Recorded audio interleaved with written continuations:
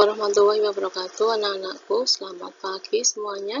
Semoga kalian semua dalam kondisi sehat dan selalu melaksanakan prokes untuk kita semuanya. Hari ini kita akan belajar tentang materi register penutupan kas. Anak-anakku, setelah kita mempelajari tentang register penutupan kas pada pertemuan kali ini, kita harapkan kalian nanti akan bisa mendeskripsikan register penutupan kas dan juga mendeskripsikan berita acara pemeriksaan kas. Yang kedua, diharapkan kalian nanti mampu menyusun register penutupan kas. Mari kita mulai. Sebelum kita berbicara tentang setiap item yang disebutkan di slide yang tadi, kita akan bicara dulu tentang tujuan pemeriksaan kas. Seperti yang kita ketahui bahwa kas yang mudah diselewengkan, kemudian dibutuhkan sistem pengawasan kas. Seketat apapun sistem pengawasan yang diterapkan anak-anak, itu tidak akan efektif atau tidak akan mencapai tujuan kalau tidak disertai dengan langkah untuk pemeriksaan kas. Jadi pemeriksaan kas itu tujuan utamanya adalah untuk memastikan pelaksanaan dan pelaporan pencatatan yang dilakukan itu sesuai dengan prosedur sistem akuntansi dan peraturan yang berlaku. Jadi setelah ditentukan sistemnya agar semuanya dilaksanakan sesuai dengan aturan, nanti harus juga dipertanggungjawabkan di saat ada pemeriksaan. Pada pertemuan yang lalu, kita telah mempelajari tentang apa itu yang dimaksudkan dengan kas.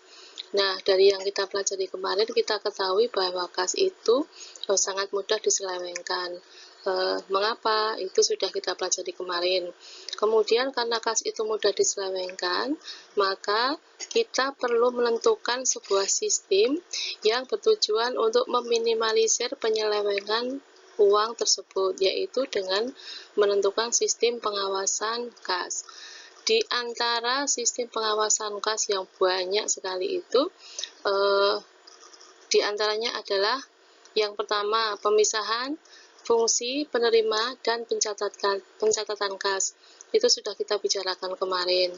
Kemudian sistem pengawasan yang kedua itu melalui penentuan otorisasi bukti transaksi. Itu kemarin juga sudah kita bicarakan, yaitu dalam sebuah bukti transaksi harus ditentukan pihak yang mengotorisasi. Mengotorisasi itu artinya adalah pihak yang diberikan kewenangan untuk mengotorisasi bukti transaksi, yaitu menandatangani bukti transaksi. Tanpa ada tanda tangan dari pihak-pihak yang harus menandatangani, itu sebuah bukti transaksi berarti tidak sah secara legal, jadi tidak bisa dilanjutkan untuk proses pembukuan. Kemudian sistem sistem pengawasan yang ketiga, yaitu dengan melakukan pemeriksaan kas. Pemeriksaan kas ini yang terbaik adalah dilaksanakan secara insidental, jadi tidak diberitahukan terlebih dahulu. Nah, dalam pemeriksaan kas ini dilakukan oleh siapa? Bisa dilakukan oleh pimpinan, bisa dilakukan oleh pihak luar, yaitu public accounting. Nah, dalam pemeriksaan kas itu, dokumen yang diperlukan apa saja? Nah, di antaranya itu adalah rekening koran, kemudian buku kas umum, buku kas pembantu, berita acara pemeriksaan kas, register penutupan kas, kemudian memo untuk ayat jurnal penyesuaian, dan yang terakhir ini adalah surat setoran bukan pajak, SSBP dan SSP, yaitu surat setoran pajak. Kita akan bahas itu satu persatu agar kita mengerti apa yang dimaksudkan. Setelah kita mempelajari yang pertama tentang rekening koran atau sering disingkat RK. RK itu adalah ringkasan transaksi keuangan yang kita miliki di sebuah bank yang nanti akan diberikan secara berkala oleh bank, tetapi ada juga bank yang memberikan setelah ada permintaan dari nasabah, terutama misalnya nasabah perorangan gitu. Kalau untuk perusahaan biasanya akan diberikan secara rutin setiap bulan. Jadi isinya rekening koran itu adalah posisi keuangan kita, jadi beserta mutasinya. Mutasi itu berubah, misalnya bertambah atau berkurang, dan saldo saat ini itu berapa. Karena rekening koran itu nanti isinya adalah saldo atau posisi kas kita yang ada di bank. Kan kas itu ada dua, kas yang di tangan dan kas yang di bank. Nah, kas yang di bank itu nanti kita ketahui jumlahnya, posisinya itu melalui rekening koran. Walaupun saat ini karena kecanggihan teknologi, bukan hanya dari rekening koran yang berbentuk secara fisik saja kita bisa mengetahui kas kita di bank, tetapi kita bisa melalui mesin ATM, kita akan tahu saldo kita ada berapa. Kemudian kita ada mobile banking, m-banking dan semuanya gitu, atau ada SMS banking, kita sudah akan tahu kas di bank kita ada berapa. Kemudian rekening koran itu fungsinya untuk apa? Fungsi dari rekening koran yang utama adalah untuk mengetahui ringkasan transaksi dari rekening kita yang ada di bank, transaksi dari uang kita yang ada di bank. Kemudian yang kedua itu bisa dipakai sebagai bukti hukum nanti kalau ada masalah di bidang keuangan, misalnya penyelewengan dan bisa dibawa sampai ke ranah hukum, maka rekening koran itu adalah salah satu bukti hukum yang bisa digunakan. Kemudian fungsi yang ketiga sebagai salah satu syarat membuat visa. Jadi visa itu adalah syarat kita untuk melewati, untuk izin tinggal di sebuah negara lain, dan untuk kita bisa diizinkan tinggal di negara lain itu harus ada jaminan hidup. Jadi salah satu syarat untuk membuat visa, kita harus bisa menunjukkan kita punya uang berapa gitu, dan salah satunya bisa diketahui dari rekening koran. Kemudian yang berikutnya, rekening koran itu bisa dipakai sebagai syarat pinjaman. Nah, syarat pinjaman ini mestinya pinjaman kita yang resmi. Kalau misalnya hanya pinjam ke perorangan atau apa, itu biasanya tidak. Kemudian fungsi rekening koran yang kelima yaitu syarat ikut lelang. Jadi kalau kita mau ikut lelang, kita harus setor dulu rekening koran yang kita miliki di periode yang kita ikut lelang itu. Jadi dari panitia lelang akan tahu pasti bahwa kita ikut lelang itu kita juga punya uang gitu.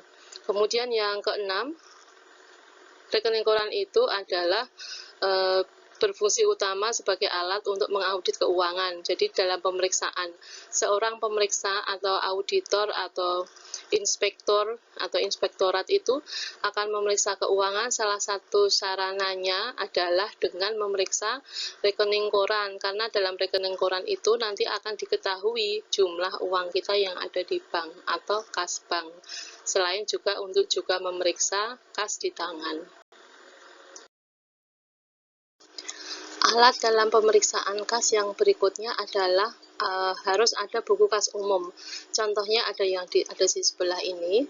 Buku kas umum ini berisi data penting terkait catatan arus dana masuk dan keluar sebuah usaha. Jadi intinya di buku kas umum itu harus ada waktunya kapan, jadi nomor, tanggal, kemudian kode mata anggarannya apa.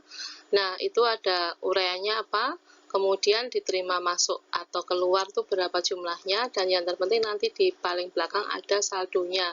Jadi posisi keuangan kas di tangan. Kalau rekening koran adalah isinya posisi keuangan kita yang ada di bank, jadi kas bank. Posisi kas bank ada di rekening koran. Kalau posisi kas di perusahaan adanya di buku kas umum. Nanti hasil akhirnya dari masing-masing buku kas umum dan buku kas pembantu itu nanti akan direkap di dalam register penutupan kas. Anak-anakku, selanjutnya kita akan pelajari tentang buku kas pembantu. Jadi selain mengerjakan buku kas umum, nanti seorang bendahara harus menyelenggarakan juga buku kas pembantu, terutama untuk yang bekerja di perusahaan yang sangat besar sehingga transaksinya akan sangat tinggi. Jadi buku kas pembantu itu dibuat untuk mata anggaran tertentu. Kolomnya sama persis dengan buku kas umum, tetapi hanya untuk mata anggaran tertentu. Contoh, untuk mata anggaran pajak, maka dibuat buku kas pembantu pajak. Berikutnya, yang diperlukan pada saat pemeriksaan kas, kita harus menyediakan bukti transaksi yang diantaranya adalah bukti memorial. Bukti memorial itu adalah salah satu bukti yang digunakan sebagai dasar untuk membuat ayat jurnal penyesuaian. Contoh di samping itu misalnya memo dari pimpinan, memberikan memo kepada bagian pembukuan. Isinya adalah penyusutan peralatan aktiva tetap harap disusutkan 100% dari harga pembelian. Jadi, bukti memorial ini munculnya adalah di akhir periode pada saat akan menyusun laporan keuangan. Jadi, dalam kasus ini, peralatannya, aktiva tetapnya, entah itu bisa wujudnya mesin-mesin atau apa, itu pada awalnya tetap dilaporkan sejumlah harga waktu perolehan, jadi waktu pembeli, misalnya harganya 100 juta, tetap dibukukan 100 juta, tapi dengan terbitnya bukti memorial dari pimpinan, ini kan ada perintah untuk menyusutkan peralatan aktivanya 100%, jadi nanti nilai aktivanya akan menjadi 0. Kalau misalnya aktiva tetap, itu kan ada di sisi debit awalnya, jadi misalnya 100 juta. Kemudian agar bisa menjadi 0, maka disesuaikan dengan membuat ayat jurnal penyesuaian, jumlah 100 jutanya itu ada di sebelah kredit. Jadi nanti debit 100 juta, kemudian di ayat jurnal penyesuaian di kredit 100 juta, maka nilai akhir dari peralatan itu sudah akan menjadi 0. Nah, bukti memorial seperti ini harus tetap disimpan dan nantinya pada saat pemeriksaan tetap akan ditunjukkan manakala diminta oleh inspektorat. Selanjutnya yang harus disiapkan pada saat pemeriksaan adalah form SSPP atau surat setoran bukan pajak. Jadi ini adalah penyetoran kepada pemerintah tapi yang bukan pajak. Biasanya kan kalau kita setorkan ke pemerintah itu adalah pajak, jadi surat setoran pajak, entah itu surat setoran pajak penghasilan, terus kemudian pajak bermotor atau yang lainnya. Tapi yang SSPP ini adalah surat setoran bukan pajak. Contohnya apa? Kalau yang surat setoran pajak itu kan biasanya PPh itu kan pajak penghasilan, kemudian PPN itu pajak pertambahan nilai, kemudian PBB itu pajak bumi bangunan, kemudian cukai itu adalah pemasukan negara atas produksi sebuah barang, misalnya cukai tembakau atau cukai rokok. Jadi semua kalau yang PPh, PPN, PBB, dan cukai itu adalah menggunakannya nanti SSP atau surat setoran pajak. Tetapi kalau SSPP ini contohnya adalah misalnya setoran atas potongan perumahan. Ini yang paling gampang adalah misalnya pegawai negeri itu kan setiap bulan ada potongan untuk perumahan, atau pegawai BUMN itu ada potongan perumahan. Jadi dipotong dari setiap pegawai, nanti dikumpulkan oleh bendahara. Lah oleh bendahara, uang potongan perumahan itu nantinya akan disetorkan kepada negara, dan ini menggunakan formulirnya adalah SSPP, yaitu form surat setoran yang bukan pajak. Ibarat dengan ini kalian bisa membedakan antara SSPP dan SSP. Berikut ini adalah contoh form dari SSP, yaitu surat setoran pajak, yang merupakan kebalikan dari SSPP yang kita bahas di slide yang tadi, yaitu isinya untuk surat setoran pajak, misalnya untuk PBB, pajak bumi bangunan, kemudian PPh, pajak penghasilan, dan lain-lain pemasukan negara. Ini akan diperiksa saat ada pemeriksaan kas. Dalam slide yang terakhir ini kita akan melihat contoh tentang buku register penutupan kas dan berita acara penutupan kas. Register penutupan kas ini berisi ada bagian awal, kemudian badan, kemudian yang bertanggung jawab. Yang di bagian atas itu tanggal penutupan kasnya, kemudian nama penutup, kemudian tanggal penutupan, jumlah total penerimaan, total pengeluaran, saldo, dan berikutnya bisa kalian amati di dalam contoh register penutupan kas yang ada di samping itu. Jadi komposisinya seperti yang ada di dalam contoh. Demikian juga untuk berita acara pemeriksaan kas. Jadi komposisinya kalian amati, kalian cermati yang ada di dalam contoh itu. Nah, keduanya untuk register penutupan kas dan berita acara pemeriksaan kas ini kalian amati bedanya. Kalau register penutupan kas itu isinya adalah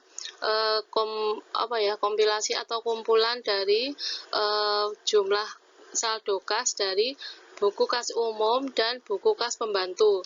Jadi di situ ada total uangnya berapa, kemudian kas yang di tangan berapa, kas yang di bank berapa, kemudian kalau ada selisih pencatatan harus ada rekonsiliasi dan sebagainya.